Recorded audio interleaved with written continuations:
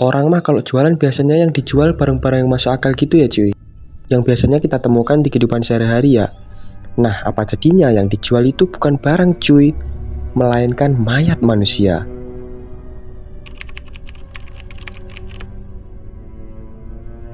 Jadi pada tahun 1827 ada nih seorang pria bernama William Burke.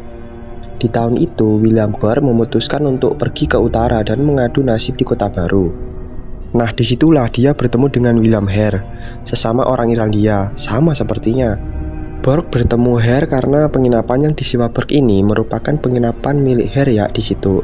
Sedikit info ya, penginapan itu adalah penginapan menengah ke bawah yang berada di tengah kota Edinburgh, Skotlandia. Meskipun Burke dan Hare sama-sama punya nama William ya, cuman mereka berbeda jauh tuh satu sama lain dari latar belakang kehidupan maupun karakter dua William ini. Gua tegaskan lagi ya mengenai William Burke ini. William Burke memiliki pendidikan kelas menengah di Irlandia dan pernah bergabung dengan tentara di masa remajanya. Dan pernah juga tuh William Burke ini bekerja sebagai pembawa batu bara gitu. Banyak orang yang mengatakan kalau William Burke itu adalah sosok yang periang dan juga bekerja keras gitu. Dan katanya juga Burke juga seorang yang taat beragama tuh. Berbanding terbalik dengan sosok William Hare. William Hare adalah sosok pria yang banyak bekas luka dan dianggap sebagai orang yang temperamental.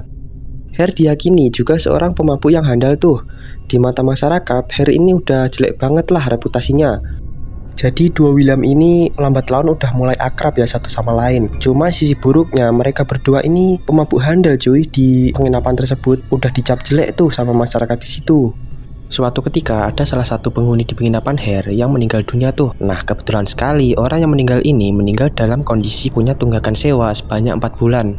Karena William Hare ini nggak mau rugi ya orangnya, dia langsung muter otak buat balikin kerugiannya. Nah, tiba-tiba terbesit di kepala Hare buat ngejual aja nih mayat ke ahli anatomi buat dapetin uang sewa yang belum dia dapetin sebelumnya. Sekedar info ya, dunia anatomi pada tahun itu belum semaju seperti sekarang. Kalau sekarang sudah banyak sekali mayat-mayat yang legal dan sudah dipersetujui pihak keluarga. Nah, di tahun 1827 ketersediaan mayat yang resmi sedikit banget untuk bahan bedah waktu itu. Hal inilah yang membuat dua William ini menjual tubuh mayat penghuni penginapan ke ahli anatomi. Kembali lagi ya soal permasalahan William Hare dengan mayat penghuni di penginapan. Jadi awalnya Hare sudah melaporkan mayat itu ke pihak berwenang. Sampai-sampai pihak gereja lokal sudah menyumbangkan 1 peti mati buat mayat itu untuk dikuburkan. Cuman otak-otak licik Hare muncul tuh. Apa gua jual aja ini mayat ya, terus gua dapetin uangnya, hitung-hitung buat nambah kerugian, uang sewa yang sebelumnya belum gua dapet. Kata William Hare, kurang lebih kayak gitulah. Cuman Hare masih bingung juga, jadi dia minta pendapat Burke buat diapain ini mayat. Hare ngomong ke Burke kurang lebih kayak gini. Gimana kalau lu bantuin gua buat ngejual aja ini mayat ke ahli anatomi? Ntar buat hasilnya kita bagi 2 deh. Gua gak bisa kalau ngelakuin ini sendiri. Lagi pula di sini lu kan belum dapat pekerjaan kan? Lumayan banget ini duitnya. Kira-kira percakapannya kayak gitulah ya. Setelah mereka mencapai kesepakatan bersama ya, akhirnya mereka membawa begitu aja itu mayat untuk nanti dijual ke ahli anatomi. Nah, agar orang lain tak curiga ya, peti mayat yang alih-alih diisi oleh mayat malah diisi potongan kayu dong. Dan diserahkan begitu aja ke pihak gereja untuk nanti dilakukan proses pemakaman. Memang dua orang ini memang ngawur betul nih. Malahan Dr. Robert berpesan kepada Burke dan Hare untuk membawakan mayat yang lebih banyak lagi untuk penelitian di universitas dan bersedia membeli lagi apabila tersedia. Sebenarnya ya, Dr. Robert ini tahu betul kalau mayat itu bisa saja dari hasil yang tidak betul. Cuman Dr. Robert ini orangnya bodoh amatan, jadi dia nggak memperdulikan hal itu. Yang dia pikirkan, dia membeli mayat itu dari seseorang. Dan jika tiba-tiba mayat tersebut diselidiki oleh polisi, dia nggak memperdulikan itu. Dia bisa melemparkan kesalahan itu ke suppliernya si dua William ini. Toh dia juga cuman pembeli dan pura-pura tak tahu menahu lah soal mayat itu. Kembali lagi ya ke dua William, mereka sadar kalau bisnis jual beli mayat ini sangat menguntungkan banget tuh. Cuan banget lah. Dari sinilah awal mula kegilaan dua William ini makin menjadi-jadi. Pada awalnya mereka mencoba melakukan perampokan kuburan untuk mendapatkan mayat. Cuman kriteria mayat yang direquest pihak medis adalah jenis mayat yang masih fresh. Kalian tahu sendiri kan, mayat yang sudah terkubur dalam jangka waktu lama itu rata-rata pada membusuk. Bahkan sampai ada yang cuman tulang belulang. Karena cukup susah ya buat mencari mayat yang masih fresh dari kuburan, dua orang ini tiba-tiba terbesit di kepala mereka buat melakukan hal yang lebih gila lagi, yaitu membunuh orang untuk mendapatkan mayat yang masih fresh. Ini dua orang emang ngawur bener anjir, udah mayat yang dijual nggak sesuai kriteria kan, karena pada membusuk malah ngebunuh orang buat nyari mayat yang masih fresh. Balik lagi dengan Dua William ya. Jadi Dua William ini nggak menargetkan orang-orang random buat dibunuh, karena bisa saja mendatangkan risiko yang tinggi.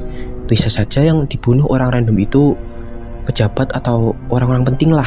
Jadi mereka memanfaatkan penginapan Hare untuk menargetkan para penghuni penginapan yang menyewa kamar di situ. Dikatakan bahwa mereka membunuh para korban dengan metode Hare yang bertugas mencekik leher korban dan Burke bertugas mengunci pergerakan korban agar tak berontak. Nah, korban pertamanya bernama Joseph yang sedang menderita sakit demam. Lambat laun kegilaan Dua William ini makin menjadi-jadi. Burke dan Hare juga menargetkan seorang wanita penjual garam untuk dimangsanya.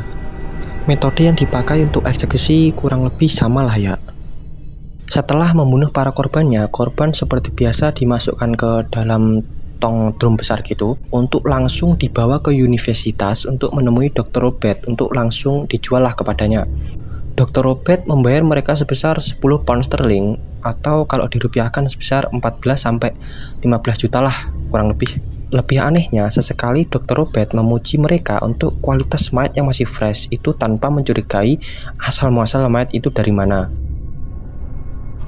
Selama beberapa kali, bisnis yang mereka jalankan berjalan mulus banget tuh tanpa sekalipun yang mencurigai gerak-gerik mereka.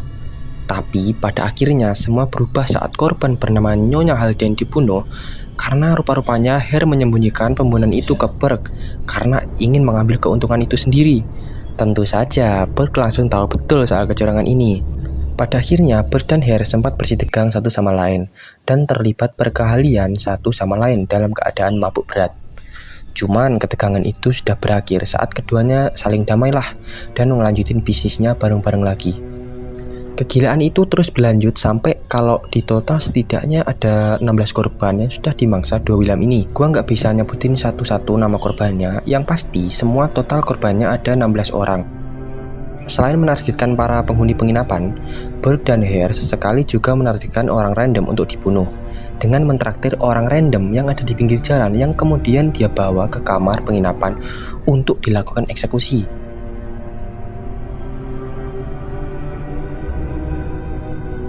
Jadi pada bulan Oktober 1828, di mana kesalahan yang sangat fatal dilakukan kedua orang ini.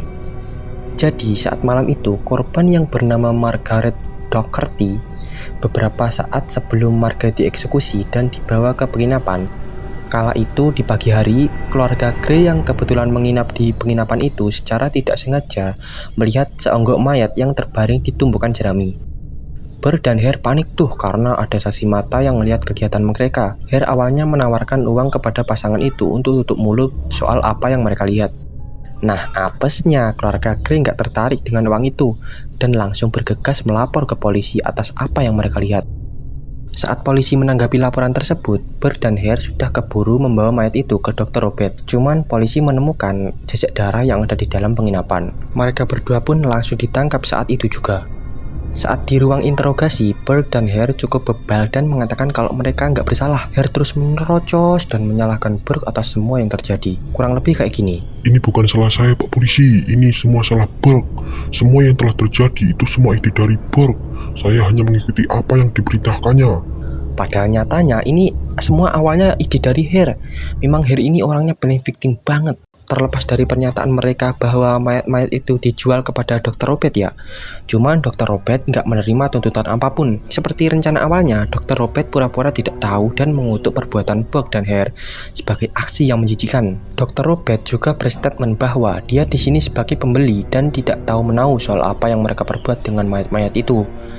Dan pada akhirnya setelah persidangan yang cukup lama lah, hakim memutuskan untuk memvonis Burke dengan hukuman mati dan digantung di gantungan yang disaksikan oleh 250.000 orang. Kok cuman Burke doang bang yang dihukum? Hare mana? Nah, secara teknis ya, hakim memutuskan untuk mengampuni Hare atas semua yang terjadi karena pernyataan Hare yang sebelumnya memfitnah Burke sebagai dalang utama atas kejadian ini. Pernyataan ini diterima pengadilan dong, tapi nggak sampai itu saja.